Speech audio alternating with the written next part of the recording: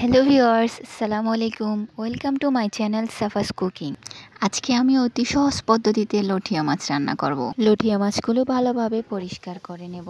কড়াইয়ের মধ্যে তেল দিয়ে নেব। তেল গরম হয়ে এলে তার মধ্যে রসুন কুচি ও পেঁয়াজ কুচি দিয়ে দেব। পেঁয়াজ ও রসুনগুলিকে ভালোভাবে নেড়েচেড়ে নিতে হবে বাদামি কালার হয়ে আসা পর্যন্ত। তার মধ্যে কাঁচামরিচের পেস্টটা দিয়ে ভালোভাবে মেশাতে হবে, যাতে করে কাঁচামরিচের কাঁচা গন্ধটা যেন চলে যায়। তার জন্য পেঁয়াজের সাথে মরিচটা ভালোভাবে মেশাতে হবে। এতে পরিমাণ মতো হলুদের গুঁড়া, মরিচের গুঁড়া, ধনিয়ার গুঁড়া ও লবণ দিয়ে ভালোভাবে কষিয়ে নিতে হবে। মশলাগুলোতে অল্প পরিমাণ পানি দিয়ে একটু নেড়ে ছেড়ে ঢাকনা দিয়ে কিছুক্ষণ রেখে দিতে হবে। তারপর মাছগুলো ঢেলে দিয়ে হালকা একটু নেড়ে ছেড়ে নিতে হবে, যাতে পরবর্তী যদি মাছগুলো নাড়তে যায় মাছগুলো ভেঙে যাবে। তাই একটু নেড়ে ছেড়ে নিয়ে ঢাকনা দিয়ে কিছুক্ষণ সিদ্ধ করলে আমাদের লটিয়া মাছ রান্না প্রায় শেষ পর্বে। এখন ধনিয়া পাতা দিয়ে নামিয়ে নিব।